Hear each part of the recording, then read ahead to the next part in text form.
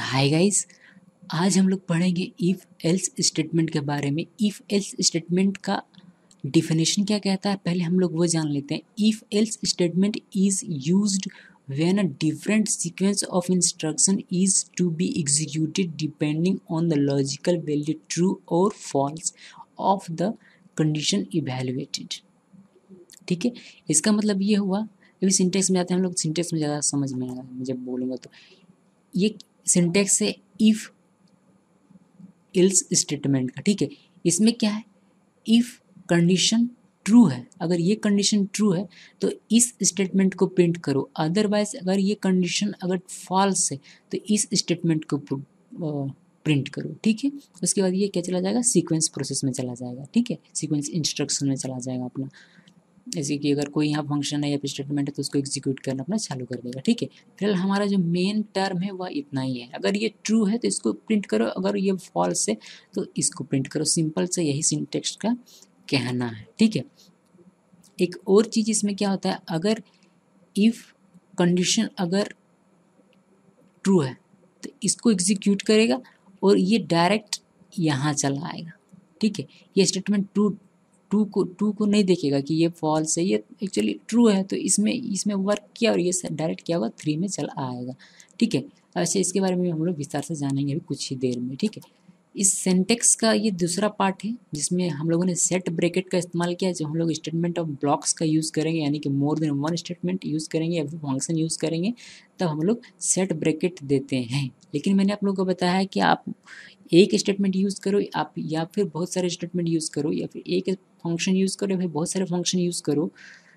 If statement में, किसी भी इफ स्टेटमेंट में, if statement means if statement हो, इफ़ एल्स स्टेटमेंट हो, एल्स इफ स्टेटमेंट हो, जो अभी हम लोग पढ़ेंगे।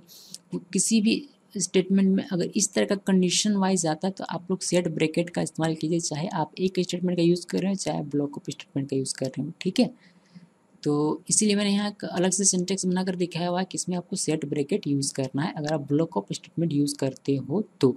सेट ब्रैकेट देने से और ना देने से क्या डिफरेंस आता है, इसके बारे में भी हम लोग जान चुके हैं किसमें, इफ़ स्टेटमेंट के वीडियो में।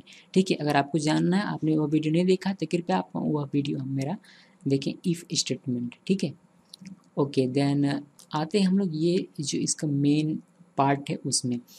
इसमें क्या है, कंडीशन अगर ट्रू है तो ये ब्लॉक ऑफ स्टेटमेंट 1 को प्रिंट करेगा और ये डायरेक्ट क्या होगा, 3rd में चला जाएगा, ये 2 को देखेगा तक नहीं।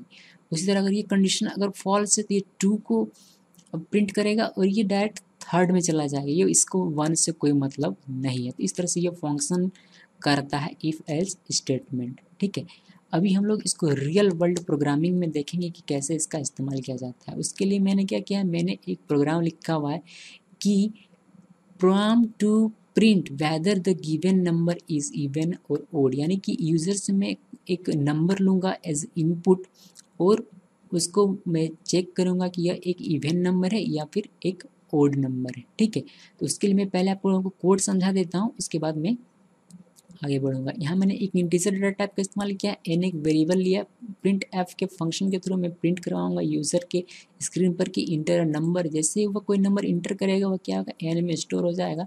उसके बाद यहाँ से अभी हम लोग जो पढ़ने वाले मेन पार्ट वह स्टार्ट होता है। इफ़ ये कंडीशन अगर ट्रू है तो ये स्टेटमेंट या फिर ये फंक्शन एग्जीक्यूट करो, अगर ये कंडीशन फॉल्स है तो इसको एग्जीक्यूट करो। यही है इफ एल्स स्टेटमेंट। ठीक है, अभी हम लोग मैथमेटिकल पार्ट में आते हैं। किसी भी चीज़ का हम लोग इवन और ओड कैसे निकालते हैं, किसी भी चीज़ का इवन और ओड निकालने के लिए देखिए मैंने यहाँ एक सिंपल सा एग्जांपल लिया हुआ है। ठीक है, तो वह मैं आप लोगों को बता देना चाहता हूँ। ठीक है, देखिए पहले हम लोग इवन का देखते हैं। इवन में क्या है कि हम लोग कोई भी, जैसे कि मैंने एक नंबर लिया 4, इसको हम लोग 2 से डिवाइड करते हैं। 2 से डिवाइड करने के बाद अगर उसका रिमाइंडर 0 आ रहा है तो यह क्या है, एक इवन नंबर है। उसी तरह अगर कोई नंबर है, जैसे कि एक नंबर है 3, इसका अगर इवन है या ओड है, इसके बारे में अगर हम लोग को जानना तो हम लोग फिर से इसको 2 से डिवाइड करेंगे और इसको देखेंगे कि ये डिवाइड करने के बाद इसका रिमाइंडर क्या आ रहा है, 1 आ रहा है। इसका रिमाइंडर चूँकि 1 आ रहा है तो ये क्या है, एक ओड नंबर है। ठीक है, तो इसी तरह उसी चीज़ को, रूल को हम लोग फॉलो करेंगे। यहाँ n का रिमाइंडर निकाला जाएगा डिवाइडेड बाय 2। ठीक है, अगर इसका ये जो रिमाइंडर है वो इक्वल होगा 0 के, तो यह फंक्शन क्या हो जाएगा, ट्रू हो जाएगा और ये प्रिंट हो जाएगा नंबर इज इवन। अगर ये इसका रिमाइंडर इक्वल नहीं होगा 0 के, यानी कि यहाँ 1 इक्वल 0 आया, तो क्या अगर फॉल्स हो जाएगा और ये हमारा जो फंक्शन है यह प्रिंट हो जाएगा। ठीक है, तो ये सिंपल से मैथमेटिकल स्टेटमेंट, मैथमेटिकल एक फंक्शन था जो हम लोगों ने अभी समझा। अभी एक दूसरे पार्ट में थोड़ा सा पीछे हम लोग जाते हैं इस वीडियो के। यहाँ मैंने परसेंट का इस्तेमाल किया है। आप लोग अर्थमेटिक ऑपरेटर के वीडियो अगर नहीं देखे हैं तो देखिए, वहाँ आप लोगों को पता चलेगा कि परसेंट का इस्तेमाल किया जाता है रिमाइंडर निकालने के लिए। अर्थमेटिक ऑपरेटर को देखिए, ठीक है।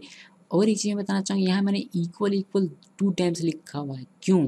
क्योंकि जब हम लोग लिखते हैं n इक्वल 2, तो हम लोग क्या करते हैं, इस n का वैल्यू असाइन करते हैं 2 सी प्रोग्रामिंग में। लेकिन जब हम लोग 2 टाइम इक्वल लिखते हैं तो हम लोग चाहते हैं कि इसका जो भी मान हो वह क्या होना चाहिए, इसके बराबर होना चाहिए। इसीलिए हम लोग जब भी इक्वल लिखना चाहते हैं, एग्जैक्टली इक्वल, तो हम लोगों को 2 टाइम इक्वल लिखना पड़ता है सी प्रोग्रामिंग में। लेकिन आप अगर किसी वेरिएबल का वैल्यू असाइन करना चाहते हैं तो आप लोग को सिर्फ 1 टाइम ही इक्वल लिखना पड़ेगा। ठीक है, पूरा कोड क्लियर है, पूरा स्टेटमेंट क्लियर है, और पूरा जो भी कहानी मैंने अभी बताया सब कुछ क्लियर होगा, आई होप। ठीक है, तो अभी हम लोग इसको एग्जीक्यूट फंक्शन को रन करते हैं, प्रोग्राम को रन करते हैं। ठीक है, अब हम लोग इसको प्रैक्टिकल में देखेंगे।